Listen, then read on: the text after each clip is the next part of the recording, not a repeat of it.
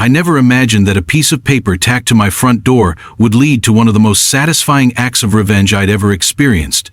But there it was, a wedding invitation. Not addressed to me, mind you, but listing my historic family home as the venue for some stranger's nuptials. At first, I thought it was a bizarre prank, but the crisp, cream-colored paper with its embossed gold lettering looked far too expensive for a practical joke. The names Rebecca and James Thornton meant nothing to me, and yet, according to this invitation, they planned to hold their wedding in my backyard in exactly 3 weeks. I stood on my porch, morning coffee growing cold in my hand, as confusion gave way to disbelief, and disbelief quickly transformed into white-hot anger. My name is Michael Foster, a 38-year-old architect who had recently returned to my hometown of Willowbrook to restore my grandmother's Victorian farmhouse after her passing 6 months ago. The property had been in our family for over 100 years, a stunning 5-acre parcel with gardens that had once been featured in home and garden magazines back in the 1980s. My grandmother Eleanor Foster had been a respected botanist who transformed the grounds into a showpiece of native plants and heritage roses. When I inherited the estate, I took a sabbatical from my firm in Chicago to honor her memory by bringing the property back to its former glory. The house needed work. The roof leaked in 3 places, the plumbing was temperamental at best, and the once vibrant gardens had become overgrown after Gran's long illness. But beneath the neglect lay the bones of something magnificent. I took the invitation inside and called the number printed at the bottom. After several rings, a harried-sounding woman answered. "Hello, Thornton Caldwell Wedding, Rebecca speaking," she chirped in a voice dripping with artificial sweetness. I explained, as calmly as possible, that there seemed to be some confusion about the venue for her wedding. "Oh, you must be calling about the parking arrangements," she said dismissively. "We've arranged for guests to park along Maple Lane, so your driveway won't be blocked." My patience evaporated like morning dew in August. "No, Ms. Thornton, I'm calling because you've apparently scheduled your wedding at my private residence without permission," I stated flatly. "I'm Michael Foster, the owner of the property you've listed on your invitation." The silence that followed lasted several heartbeats before Rebecca's voice returned, no longer syrupy but sharp as a newly honed knife. "This is ridiculous. I've already paid the venue fee to the Willowbrook Heritage Association. Everything has been arranged for months. The Foster Gardens is a registered historical venue. It says so right on the town website." I pinched the bridge of my nose, feeling a headache forming behind my eyes. "The property was never registered with any heritage association," I explained. "It's my private residence and I've never given permission for events." Rebecca's derisive laugh cut through the phone line. "Well, I have a contract that says otherwise. I suggest you take it up with Cynthia Morgan at the HOA. I have 200 guests coming in 3 weeks, many from out of state. This venue will be ready." Before I could respond, she hung up, leaving me staring at my phone in stunned silence. The Willowbrook Homeowners Association? I wasn't even a member of any HOA. Gran had specifically purchased this land because it fell outside the boundaries of the adjacent planned community. I immediately searched online for information about this supposed heritage association and found an official-looking website showcasing several historic properties in the area available for wedding rentals. There, prominently featured, was my grandmother's house, listed as Foster Gardens, Victorian elegance for your special day. The description boasted mature gardens, a picturesque gazebo, and a charming historical farmhouse, preserved as a community treasure. My blood pressure skyrocketed as I scrolled through photographs of my own property, clearly taken recently, without my knowledge or consent. The site listed Cynthia Morgan as the booking coordinator, with rental rates starting at $4,000 for a basic package. I recognized the name immediately. Cynthia Morgan was the president of the Willowbrook Estates HOA, the upscale development that bordered my property to the south. I'd met her briefly after moving in, when she'd appeared on my doorstep with a folder full of community guidelines that she insisted applied to my property. Guidelines I'd promptly tossed in the recycling bin after explaining that my land wasn't part of her jurisdiction. I threw on a jacket and drove straight to the address listed as the HOA office, a small brick building in the center of Willowbrook Estates. The receptionist, a young woman with an elaborate French braid and a name tag reading Ashley, greeted me with rehearsed cheerfulness. "I need to speak with Cynthia Morgan immediately," I stated, making no attempt to match her pleasant tone. Ashley's smile faltered slightly as she tapped at her keyboard. "Do you have an appointment, sir? Ms. Morgan is very busy with the spring planning committee this morning." I leaned forward, placing both palms on her desk. "Tell her Michael Foster is here about the unauthorized use of his property as a wedding venue." "I'll wait." 10 minutes later, I was ushered into a conference room where Cynthia Morgan sat at the head of an oval table, surrounded by 4 other people who watched my entrance, with expressions ranging from curiosity to outright hostility. Cynthia herself hadn't changed since our first meeting. Her blonde bob was immaculately styled, her navy blazer perfectly pressed, and the string of pearls around her neck caught the light as she turned to face me. "Mr. Foster," she said with a tight smile that didn't reach her ice blue eyes. "What seems to be the problem?" The false concern in her voice made my skin crawl. "The problem, Ms. Morgan," I replied evenly, "is that you're advertising my property as a wedding venue without permission, taking money for bookings, and allowing strangers to plan events on my land." A ripple of whispers ran through the room, but Cynthia's expression remained unchanged. "I think there's been a misunderstanding," she said smoothly. "The Foster property was added to our Heritage Sites program last year. Your grandmother signed the agreement herself." She nodded to a man sitting to her right, who slid a document across the table toward me. I picked it up, immediately recognizing a poor attempt at forging my grandmother's signature on what appeared to be a property use agreement. The date showed it had been signed just 3 months before her death, when she had been in hospice care and barely able to hold a pen, let alone sign legal documents. "This signature is forged," I stated flatly, feeling my pulse pounding in my temples. "My grandmother was in hospice care on this date, heavily medicated and physically incapable of signing anything. Furthermore, she would never have agreed to this. She specifically purchased this property because it was outside HOA jurisdiction." I dropped the paper back onto the table as if it were contaminated. "I want all bookings canceled immediately, my property removed from your website, and any funds returned to these people you've defrauded." Cynthia's smile hardened into something predatory. "That's quite an accusation, Mr. Foster. The agreement is legally binding, witnessed by 2 board members. Your grandmother understood that maintaining a property of historical significance requires community support." A woman sitting next to Cynthia nodded vigorously. "The Heritage Sites program helps preserve Willowbrook's character while generating maintenance funds. It's really in everyone's best interest." I recognized her as Sharon Peterson, who owned the luxury boutique in town. "The arrangement specifies that 60% of booking fees go toward property upkeep," she added, as if this were some generous concession. "I've received exactly $0 for property upkeep," I countered, making air quotes with my fingers, "and I've never agreed to any such arrangement. Where has this money been going?"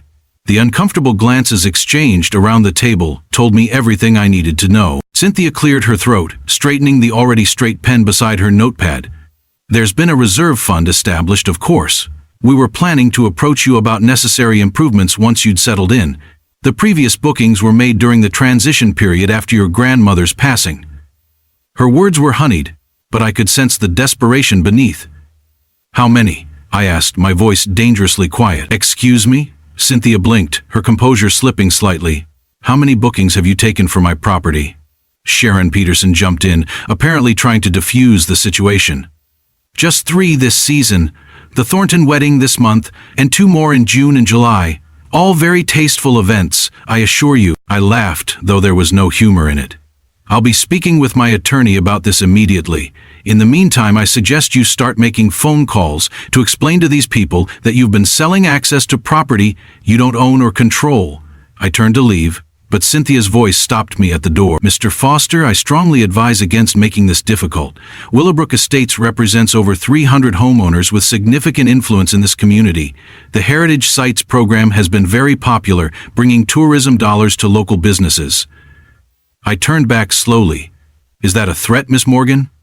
Her smile returned, brittle as thin ice. "Simply a statement of fact. Sometimes it's better to be a team player." The implied threat followed me like a shadow as I drove straight to the law office of James Harrington, my grandmother's attorney and a family friend. His practice was housed in a converted Victorian on Main Street, its gingerbread trim and wide porch a testament to the town's earlier days. James's secretary ushered me straight into his wood-paneled office, where the 60-something lawyer listened with increasing alarm as I explained the situation.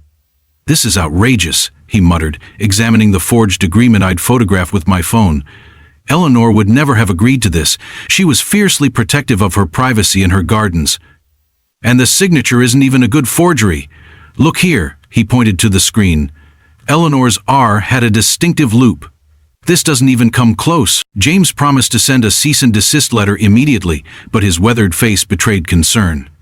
"Cynthia Morgan has accumulated considerable power in this town, Michael. Her husband sits on the city council, her brother-in-law is a judge, and the HOA wields significant influence with local businesses. This won't be a simple matter of legal right and wrong. It's going to get political." I nodded, already suspecting as much from Cynthia's veiled threat. "What do they actually stand to gain from this?" I asked. "Even with multiple bookings, we're talking about what, 20–30,000 a year in venue fees? That seems like small potatoes for the risk they're taking." James leaned back in his chair, fingers steepled beneath his chin. "I suspect this is about more than money, Michael. Your grandmother's property is the last large parcel in that area not under HOA control. It's a 5-acre green space surrounded by increasingly dense development.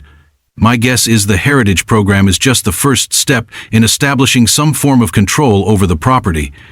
He rummaged through a file cabinet and pulled out a thick folder. "Eleanor suspected something like this might happen. She asked me to give you this if there were ever any challenges to the property's independence." Inside the folder were land surveys, original deeds, and documentation showing that my grandmother had repeatedly rejected offers from developers and the HOA to purchase or incorporate her land. Most interesting was a letter from the city, dated just a year before her death, confirming that attempts to rezone the property or claim it through eminent domain had been rejected. "She knew they'd come after it," I murmured, feeling a renewed connection to my grandmother's foresight. James nodded. "Eleanor was nobody's fool. She left you not just the property, but the ammunition to defend it." As I drove home, my mind raced with possibilities. The cease and desist letter would establish a legal position, but it wouldn't solve the immediate problem of the Thornton wedding scheduled in just 3 weeks. And something told me Cynthia Morgan wasn't going to back down easily. She had too much invested in this scheme, both financially and in terms of her reputation. Back at the house, I walked the property, seeing it with new eyes. Not just as my grandmother's beloved home, but as a valuable piece of real estate others were scheming to control. The gardens, even in their currently neglected state, were breathtaking. Spring bulbs pushed through the soil in chaotic but beautiful profusion. The gazebo, though needing paint, stood gracefully at the center of what had once been a rose garden. I could understand why brides would be drawn to this setting. But that didn't give anyone the right to trespass or profit from my property without permission. As evening fell, I sat on the porch with a glass of bourbon, contemplating my next move. My brooding was interrupted by the arrival of a beat-up blue pickup truck that pulled into my driveway. A tall, wiry man in his 70s emerged, moving with the deliberate grace of someone who had spent a lifetime doing physical labor. I recognized Walter Jenkins, my grandmother's groundskeeper who had retired shortly before her death.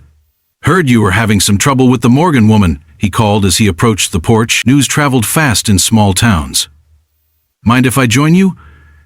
I gestured to the empty chair beside me, and Walter settled in with a grunt of satisfaction. "Your grandmother would be spinning in her grave if she knew what they were trying to pull," he said without preamble. "Been watching them circle this place like vultures for years." Walter declined my offer of bourbon, but accepted a glass of water. "They started small," he continued. "First it was just comments about the height of the grass or branches hanging over the property line. Then came the letters about community standards and how the gardens could be shared resources." Walter's weathered face creased with disgust.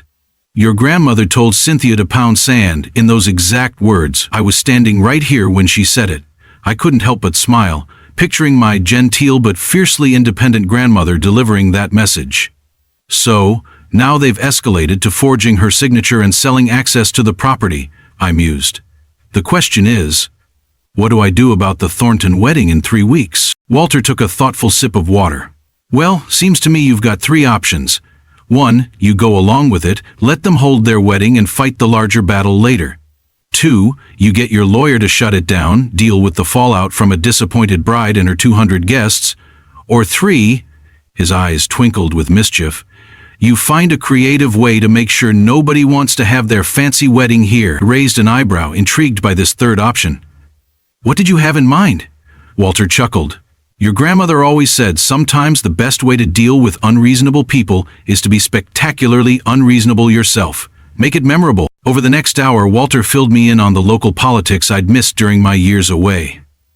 Cynthia Morgan had transformed the once restrainable Willowbrook Estates HOA into her personal fiefdom, using increasingly strict rules to force out homeowners who opposed her vision or questioned her authority.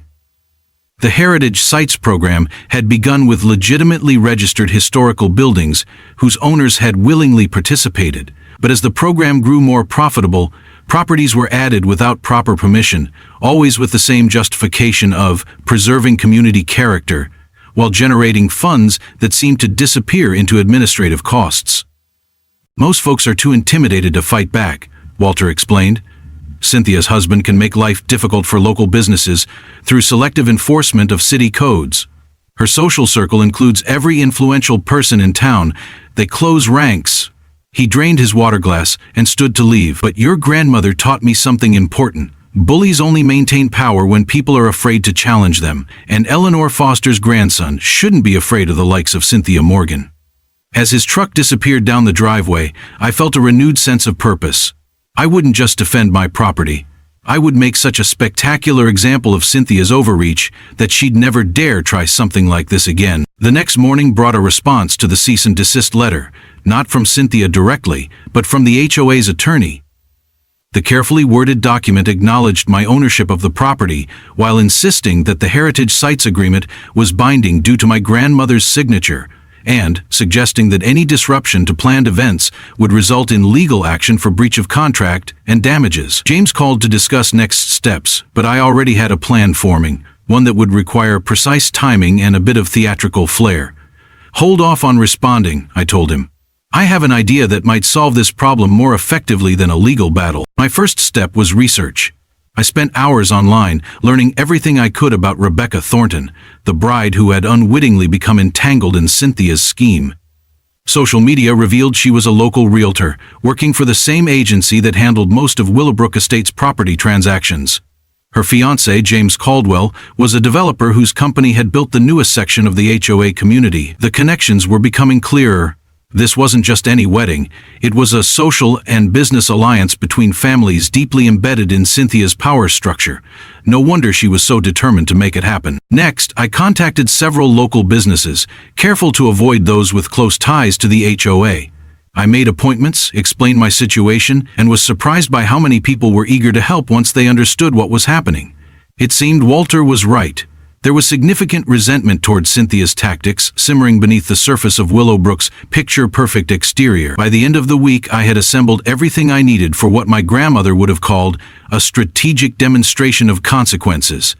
The Saturday before the scheduled wedding, I was ready. I'd deliberately maintained radio silence with both Cynthia and the HOA's attorney, letting them believe I might be intimidated by their legal threats.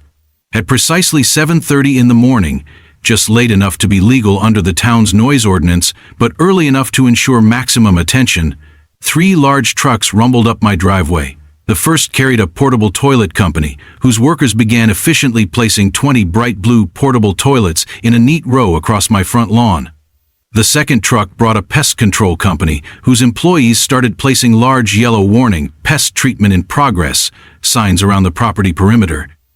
The third and most impressive was from Johnson's Demolition and Excavation, complete with a small bulldozer on a trailer.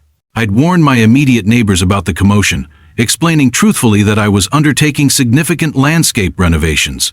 Most were sympathetic once they heard about the HOA's overreach. It turned out Cynthia had made few friends with her heavy-handed tactics. As workers in high-visibility vests swarmed across my property, I noticed curtains twitching in several Willowbrook Estates homes visible from my backyard. It took less than 30 minutes for the first curious onlookers to gather on the sidewalk, and exactly 45 minutes for a sleek silver Mercedes to come screeching into my driveway. Cynthia Morgan emerged like a thundercloud in human form, designer sunglasses pushed up into her perfectly highlighted hair, wearing what appeared to be tennis clothes, though I'd never once seen her actually play. "What is the meaning of this?" she demanded, gesturing wildly at the activity around us. I smiled pleasantly, clipboard in hand as I checked off items on my list. Good morning, Cynthia. Just getting the property ready for some major renovations. The entire backyard is being redesigned. New drainage, excavation for a koi pond, complete replanting. I gestured to the bulldozer being unloaded from its trailer. We're starting on Monday morning, bright and early. Cynthia's face went through a fascinating range of emotions. Confusion, disbelief, and finally dawning horror. Monday? You can't possibly be serious. The Thornton Caldwell wedding is next Saturday. I affected a look of innocent confusion. Wedding? Oh, you must be referring to the event you scheduled on my property without permission. Yes, I suppose this would interfere with that, wouldn't it? I tapped my chin thoughtfully. Terrible timing, but since I never agreed to host any wedding, and since this is my private property, I'm free to make whatever improvements I see fit. The portable toilets are for the work crew, by the way. They'll be here for at least 3 weeks. As if on cue, Rebecca Thornton's car pulled in behind Cynthia's, the bride-to-be leaping out with her phone clutched in her hand. What is happening here? She cried, taking in the portable toilets and pest control signs with visible distress. I just got calls from 3 different neighbors. Cynthia turned to her, clearly struggling to maintain composure. Rebecca, darling, there's been a slight misunderstanding with Mr. Foster about the Heritage Sites program. I'm sure we can work something out. She turned back to me, lowering her voice. Be reasonable, Michael. We can discuss compensation, or perhaps some sort of compromise. I shook my head, maintaining my pleasant tone even as I stood my ground. There's no misunderstanding, Cynthia. You forged my grandmother's signature and have been selling access to my property without permission. I've decided that rather than pursue legal action for fraud, trespassing, and misrepresentation, I'll simply exercise my right to improve my property however I see fit. I turned to Rebecca, whose mascara was already beginning to run, as tears welled in her eyes. Miss Thornton, I'm truly sorry that you've been caught in the middle of this. You should know that Cynthia never had the right to offer my property as a venue. Whatever money you paid for this location was taken under false pretenses. Rebecca turned to Cynthia, confusion giving way to anger. You told me everything was arranged. You said the new owner had honored all existing bookings. Cynthia's composure cracked further. It's a simple miscommunication. Mr. Foster is being difficult about a technicality, I interrupted smoothly. Forgery isn't a technicality, Cynthia. Neither is fraud. I pulled out my phone and showed Rebecca the forged document with my grandmother's signature. This was supposedly signed when my grandmother was in hospice care, barely conscious. The HOA has been taking venue fees for my property without my knowledge or consent. I never received a penny of the money you paid. The color drained from Rebecca's face as the full implications hit her. I paid $8,000 for this venue. The rentals, the catering, the flowers. Everything is designed around this garden setting. Where am I supposed to find another location in 7 days? Her voice rose with each word, drawing the attention of the workers and the growing crowd of onlookers. Cynthia grabbed Rebecca's arm, trying to steer her away. Let's discuss this privately. I'm sure we can find an alternative. But Rebecca shook her off, years of bridal planning stress focusing into a laser beam of rage, directed squarely at Cynthia Morgan. You promised me the most beautiful venue in Willowbrook. You showed me the pictures, you handled everything, and now you're telling me it was all based on a lie? Rebecca was now practically shouting, her voice carrying clearly to the neighbors gathered at the edge of the property. Cynthia's attempts to quiet her only seemed to fuel her fury. 200 guests, Cynthia. Some flying in from California. Where are they supposed to go? Your backyard? The suggestion seemed to horrify Cynthia, whose own meticulously landscaped but modestly sized property was certainly not equipped for a large-scale wedding. I stepped back, allowing the scene to unfold without interference. More cars were arriving now. Rebecca's mother, her wedding planner, and several friends, drawn by frantic text messages. The quiet Saturday morning had transformed into exactly the sort of public spectacle Cynthia Morgan would have done anything to avoid. With each new arrival, the story spread. How the HOA president had sold access to property she didn't control. How she had forged an elderly woman's signature. How the wedding venue didn't actually exist. Watching Cynthia's carefully cultivated authority crumbling in real time was admittedly satisfying, but I felt genuine sympathy for Rebecca and her fiancé, who arrived shortly afterward looking shell-shocked. As the chaos reached its peak, with Rebecca sobbing, her mother demanding refunds, and Cynthia trying desperately to regain control of the narrative, I quietly approached James Caldwell, the groom. "Mr. Caldwell, a word in private?" I led him away from the crowd toward the relative quiet of the front porch. "I want to be clear. My issue is with Cynthia Morgan and the HOA, not with you and your fiancé. You're innocent victims in this situation." James ran a hand through his hair, the picture of a man watching his wedding plans implode in real time. "What do you suggest we do? Rebecca has been planning this for over a year." I smiled slightly. "I actually have a suggestion, if you're interested. I know the owner of Willow Creek Lodge. They had a cancellation for next Saturday, a corporate event that fell through. The venue is available, including their gardens and ballroom. It's not identical to this setting, but it's beautiful in its own right." James stared at me in disbelief. "How do you know this?" I shrugged. "I made some calls when I realized this confrontation was inevitable. I didn't want your wedding to be collateral damage in my dispute with the HOA. I handed him a business card with the lodge manager's contact information. They're expecting your call, and because they're as disgusted by Cynthia's behavior as I am, they're offering a significant discount." James studied me for a long moment, then extended his hand. "Thank you. This is unexpectedly decent of you." I shook his hand firmly. "Consider it a wedding gift, and perhaps a reminder that not everyone in Willowbrook operates the way Cynthia does." As James returned to Rebecca with this potential solution, I noticed Walter Jenkins had joined the spectators, a broad grin splitting his weathered face as he gave me a thumbs up from behind Cynthia's back. The theatrical display had achieved exactly what I'd hoped, a public exposure of Cynthia's methods that couldn't be swept under the rug or dismissed as a private dispute. The fallout was swift and far-reaching.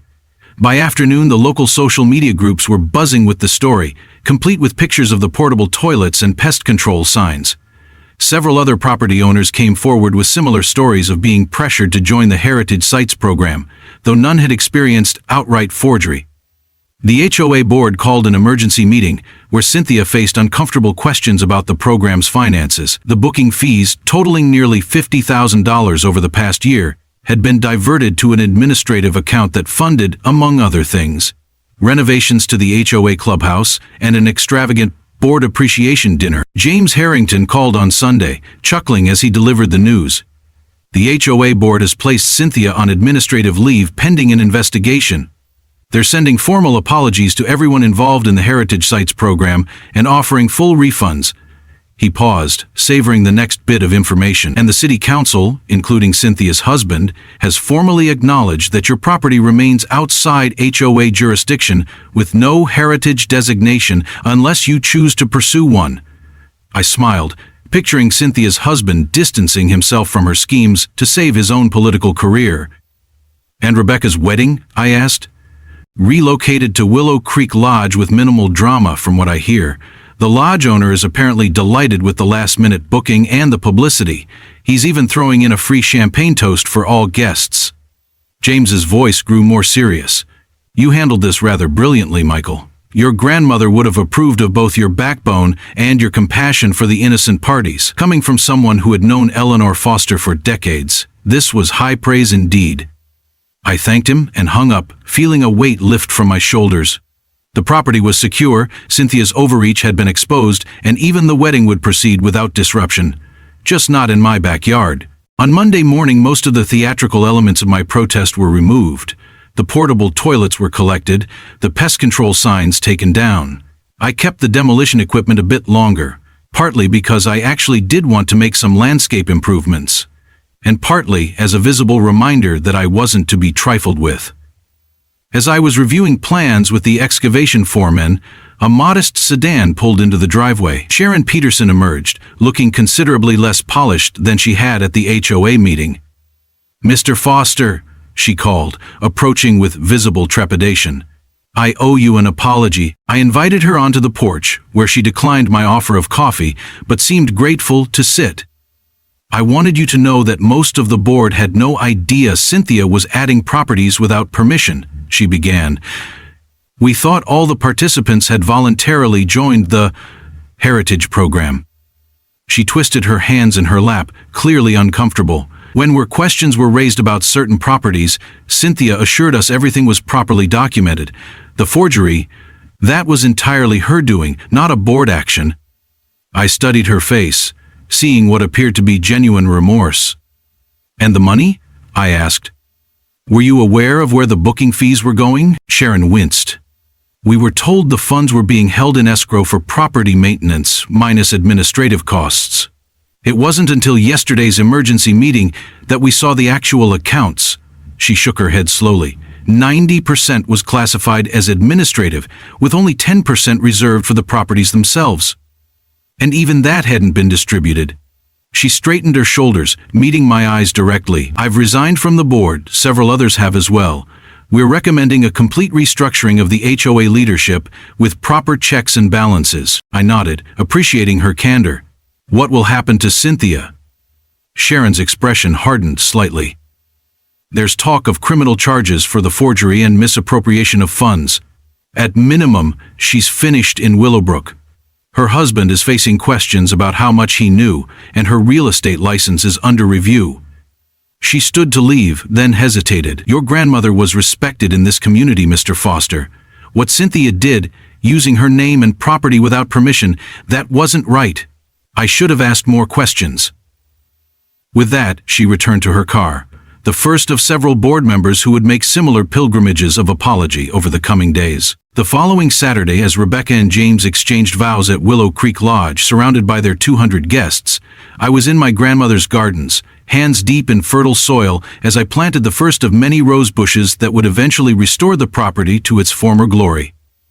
Walter Jenkins had come out of retirement to help, bringing cuttings he'd preserved from Eleanor's original plants. You know, he said as we worked side by side, your grandmother always said gardens were a lesson in patience and consequence. Plant the right seeds, tend them properly,